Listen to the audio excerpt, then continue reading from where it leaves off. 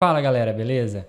Bom, na aula de hoje nós vamos ver o nosso último tópico sobre regressão linear. Então aqui nós vamos falar um pouquinho sobre as retas de regressão e depois efetivamente aplicações aí das retas de regressão. Bom, o que deve aprender? O que você deve aprender? Aqui como determinar a equação de uma reta de regressão.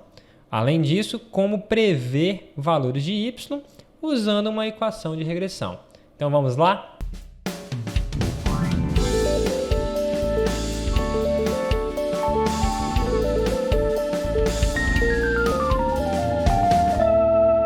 Bom, então aqui a gente começa falando um pouquinho sobre as retas de regressão.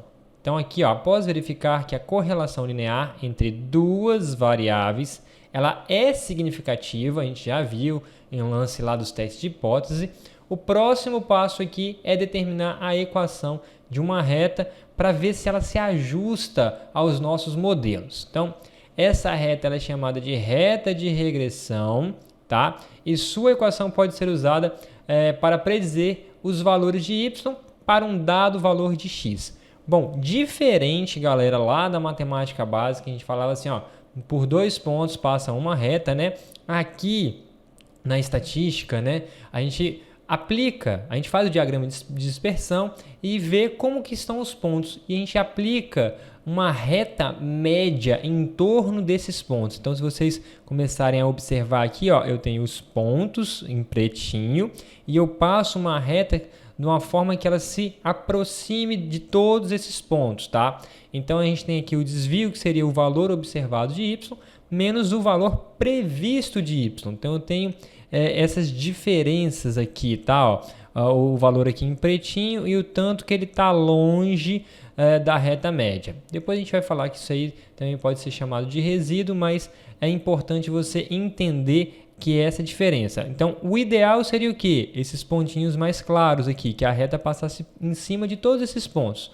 Mas isso não acontece, né? Então, a gente passa uma reta média em torno desses pontos para ver como que a gente monta o nosso modelo e como que ele se adequa às nossas duas variáveis, tá bom? Bom, então ó, essas diferenças são chamadas de resíduos e podem ser positivos ou negativos ou até mesmo zero. Zero é quando o pontinho está exatamente em cima da reta média. Só que agora a gente vai fazer o que? A soma dos quadrados dos resíduos. E isso aqui tem que ser dito, porque aqui a soma dos quadrados dos resíduos significa o quê? Somar essa diferença aqui, ó, do valor observado menos o valor previsto. A gente eleva ao quadrado, porque se a gente não elevar ao quadrado, a gente cai nessa propriedade aqui e todos os resultados vão dar iguais a zero. A gente quer ver essa diferença e o que ela acontece. Bom, então a definição aqui das retas de regressão é o seguinte, ó, uma reta de regressão também chamada de reta de melhor ajuste. É a reta para a qual a soma dos quadrados dos resíduos é um mínimo, tá? Isso aqui também é chamado de método de mínimos dos quadrados, tá? Porque ele tenta minimizar ao máximo esses valores. Bom, então a nossa reta tem essa forma, y igual a mx mais b, onde m é a taxa e b é onde corta lá o eixo y. Não muda nada. O que muda aqui é como que eu obtenho esses m e esse b, tá certo? Então aqui, ó, como que a gente fazia lá em matemática básica. Em álgebra você usa 2 pontos para determinar a equação de uma reta. Em estatística você vai usar todos os pontos do conjunto de dados para determinar a equação da reta de regressão. Isso tem que ficar claro, tá bom? Bom, ó, a equação de uma reta de regressão permite que você use a variável independente ou explanatória, que é a variável x, para fazer previsões para a variável dependente, que é a variável resposta, que é a nossa variável y, tá certo? Bom, então aqui é como que a gente faz para poder encontrar esses coeficientes m e b. Então tá aqui, ó, a equação de uma reta de regressão para uma variável independente x e uma variável dependente y é dado por esse formato. Ele coloca assim y chapéu porque é o valor previsto, tá, de y, né? Então é um valor previsto de y para o dado valor de x. a inclinação M e o intercepto em Y, B são dados por essas duas equações aqui grandes, né? Então o M ele vai dar por isso daqui, N vezes somatório de X vezes Y, menos somatório de X vezes somatório de Y, tudo isso dividido por N vezes somatório de X quadrado menos somatório de X, tudo isso ao quadrado. E B é dado por Y barra menos MX barra, e aí lógico, né? A gente calcula a média de Y e de X, e depois, tendo o valor de M, a gente consegue encontrar B. Uma coisa que tem que ser dita é o seguinte, ó, a reta de regressão sempre passa pelo ponto X barra Y barra, tá certo? Ou seja, seriam os valores médios aí de X e de Y. Bom, então vamos pegar um exemplo aqui para a gente entender como que funciona essa reta de regressão. Então ele fala lá, ó, um economista quer determinar se existe relação linear entre o produto interno bruto de países e as respectivas emissões de dióxido de carbono. Bom, essa aqui é a tabela que a gente já está trabalhando desde a aula passada.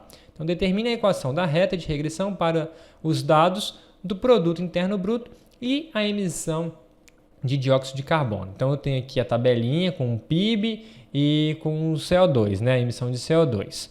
Bom, primeira coisa é pegar e descobrir aqueles valores de X barra, de somatório de Y, de somatório de X vezes Y, depois somatório de x quadrado. Então já deixei isso daqui, porque você pode montar isso numa tabela, mas também pode fazer pelo Excel, que depois eu vou mostrar para vocês.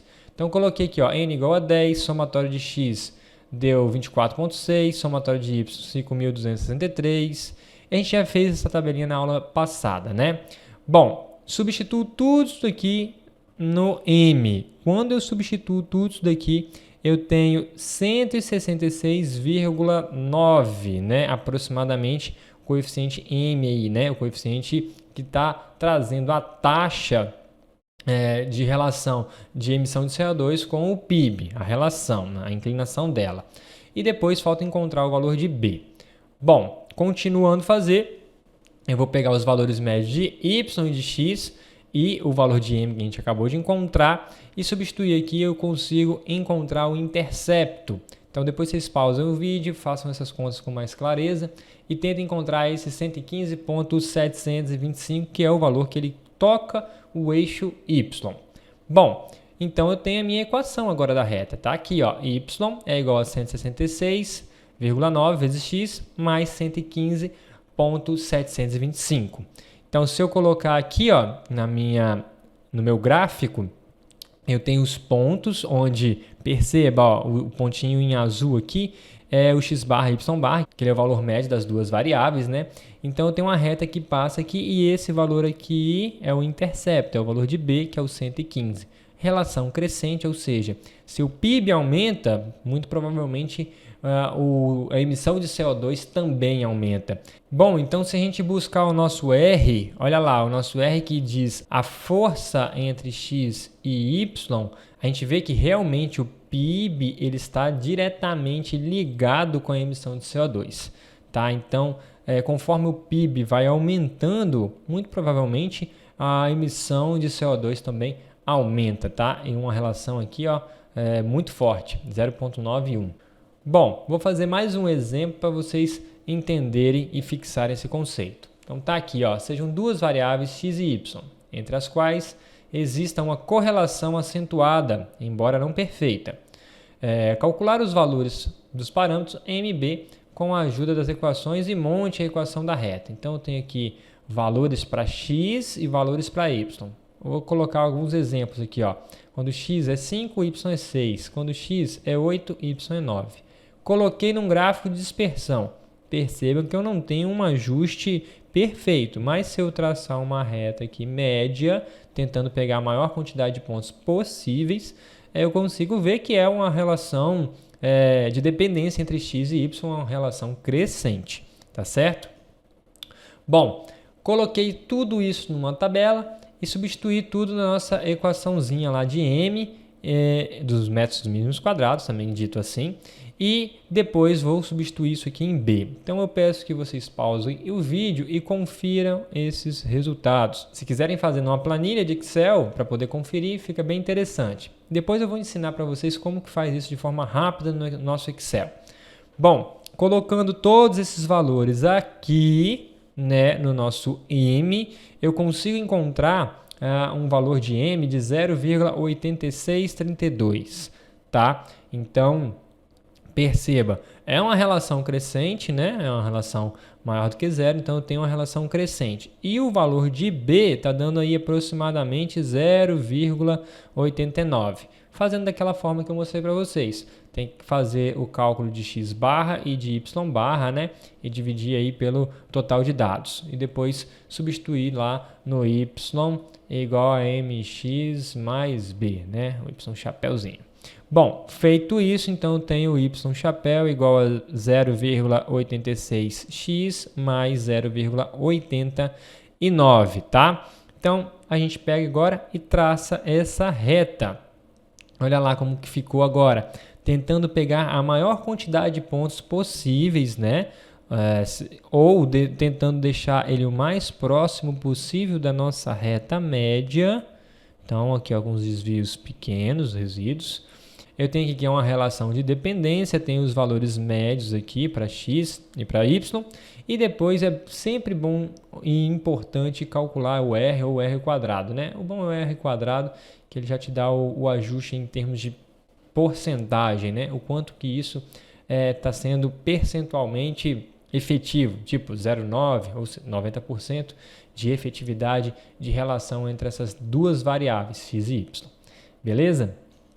Bom, um outro exemplo, e agora eu vou usar aqui o Excel para poder a gente fazer o ajuste da nossa equação de regressão, é aquela lá do Old Fast Food, né, localizado lá no Parque Nacional dos Estados Unidos e que media a duração em minutos de diversas erupções e os intervalos, né? Então aqui eu tenho duração em x e intervalo em y, tenho a quantidade de dados aqui e eu vou ver a nossa relação. Bom, vou usar o Excel para poder tentar chegar nisso daqui, que eu já estou adiantando para vocês, ó. Então, eu tenho que ver a relação dos pontos, traçar a reta média e observar aqui, ó, a equação e o r quadrado. Vamos lá, então, no Excel? Bom, galera, aqui eu estou no Excel, né, ó, com a duração em x e os valores de y. E aí é bem simples, eu seleciono esses dois camaradas, né? Vou colocar aqui, vou selecionar tudo. Já vou selecionar também com os nomes. Venho aqui inserir, depois venho aqui ó, em gráfico dispersão, que é um gráfico dispersão. E aí eu venho aqui ó, layout rápido. Então o Excel já tem isso, né? Ele aqui ó, f de x. Opa, olha lá que interessante. Ele já me deu a relação de x e y, né? E já me deu a reta média traçada. Então depois vocês podem colocar aqui o nome nos eixos, tal, fazer tudo aqui bonitinho e encontrar a nossa relação. Bom, vamos voltar lá para o PowerPoint, que lá eu já fiz essa formatação do gráfico.